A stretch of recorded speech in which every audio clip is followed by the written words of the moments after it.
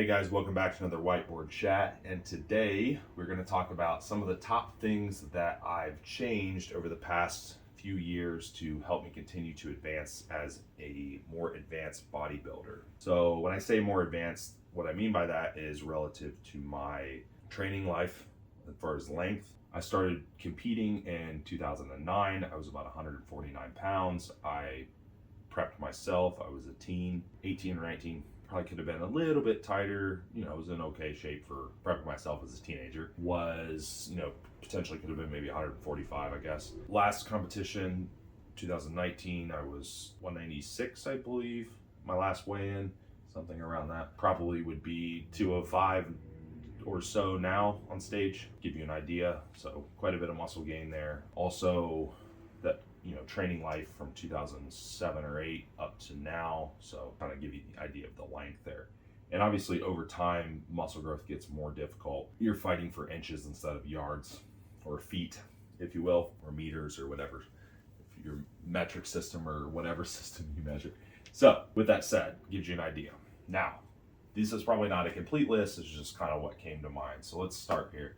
Exercise selection, training volume. I'm going to kind of lump all this in together and train. So not being married to movements.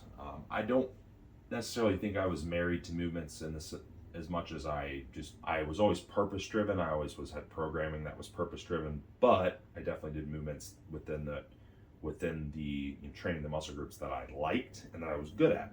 And a lot of people do. They gravitate towards those things. So, and that may be fine. That may be okay. It may make sense for you mechanically. It may make sense for you in terms of programming.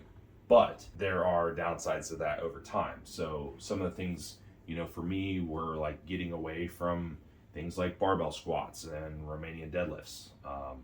Tons of CNS fatigue, not so much injuries, but when you get up to certain poundages, just simply unracking that weight and walking it out and moving with it, the amount of volume that I can actually perform there is so little, in close proximity to failure. Whereas I can brace in other movements, kind of lock myself in a more safer type of pattern and potentially get more volume, more progression, etc. Are compound movements bad? No. Do they serve a purpose? Yes. Are there places where you probably would benefit from not doing them? Yes. But, obviously other squatting movements are still multi-joint movements. But with that said, I can make things a little more purposeful, a little more intentional, and potentially get more volume and more workload out of it. I've gotten away from certain things, gravitated towards other things. It made my programming more effective. Also, getting into macros. Macros, calories, and digestion are all going to kind of go together. When I say macro distributions, that's realizing that, I've been in a growth phase, essentially with some cleanup phases in between for like 3 years. So, long time. Relatively long time. Realizing that macro distribution doesn't really matter when you're eating 5, 6, 7,000 calories.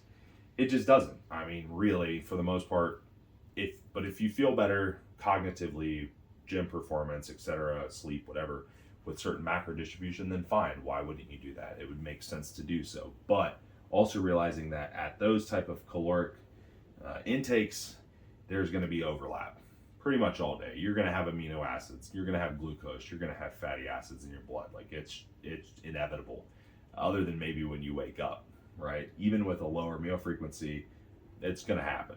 Digestion is going to take lots of time. And of course you would have those things in your blood, you would die with no glucose, but you get my point. I would actually vary macro intakes from day to day. Have a caloric goal, could be more protein, more fat, more carbs, more fat, depending on the day, depending on my appetite, depending on palatability. Appetite and palatability, big issues at those intakes when everything's disgusting. Even the sheer thought just of food would make you gag, A lot of people have never experienced that, but the ones that have will know what I'm talking about. So realizing that becomes way less important at those types of intakes, whereas digestion definitely becomes more important. So food selection, choosing the foods that digest well in that context, in that really high calorie context. That's why if any of you watched the day of eating video, which that wasn't this growth phase, it was the prior one, I believe, where you could see I had some funky foods in there that looked non-traditional, had some more traditional foods, some not. The meal frequency that I talked about etc. It looks kind of weird on paper, but it was very intentional, and it's what I had figured out over that time that was going to work for that situation. Also supporting digestive process. We're not designed to digest that amount of food. We're just not. Okay, not for very long. Okay, if you're very hungry, I mean, maybe once in a while, sure, but not for sustained periods of time over and over and over again. So supporting acid, bile, pancreatic enzymes. Okay, so those things can become important. Also realizing that you might create some digestive issues. A lot of the time, our common stuff like SIBO, leaky gut, so on.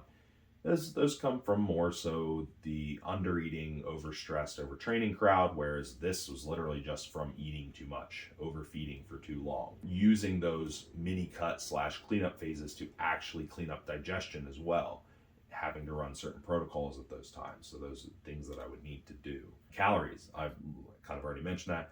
Pushing into caloric ranges that would allow me to continue to grow and get bigger. So literally kind of like progressing training, it's almost like progressing food in a way. My body being very adaptable, it's always kind of been like that.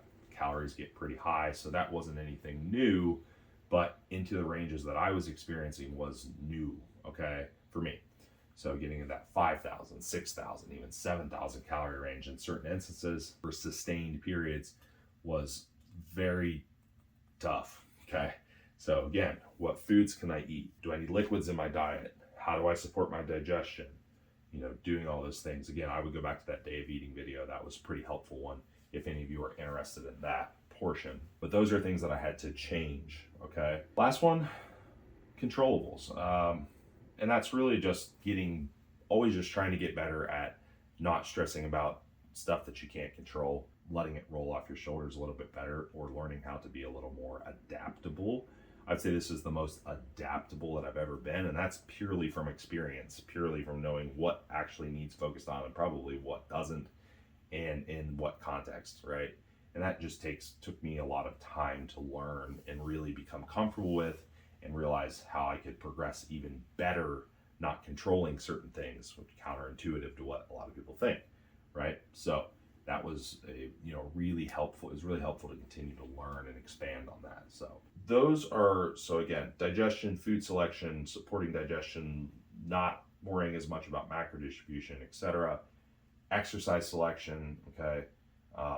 Also, something I should probably add to that too, in terms of volume, my not as close proximity to failure, training enough to failure, or close enough to failure, but not taking as many sets to failure. I was doing more low volume, higher frequency and stuff, and I kind of got away from that for a while. I progressed well on that for a while, and getting a little more volume in there, progressing that, cleaning it up, running more specialization phases, realizing that you can, as you get more advanced, you need to specialize less at once. 4 body parts is not a specialization phase. You're just not. It's too much, right? So specializing and then rotating to another, and then specializing and rotating to another. Running really high frequencies and volumes for those body parts relative to the others, right? Maybe training them 3-4 times a week. So that was helpful. The specialization phases have paid off in terms of growing those weaker body parts. Granted, are they still weaker? Maybe not, depending on what we're talking about. I mean, some of them are actually stronger now, so those things, pay off, allocating that volume in the places that we need it, realizing that if I cut back the volume on the stronger muscle groups, they actually maintain or even continue to grow in a lot of cases. So that just takes maturity, experience, and kind of like letting go of some of the beliefs and things that have kind of controlled you. Those are some of the things that I've changed. Some of the main ones I would say. Like I said, I would go back and watch that day of eating video, which is also on my channel. That would be really helpful. I would maybe go watch the overtraining or overreaching video that I posted, talk about training volume and that window for beginners versus advanced. And I think those would be helpful add-ons to this. But otherwise, I think this will be helpful to some coaches, probably be helpful to some more advanced folks as well. So see you guys next time.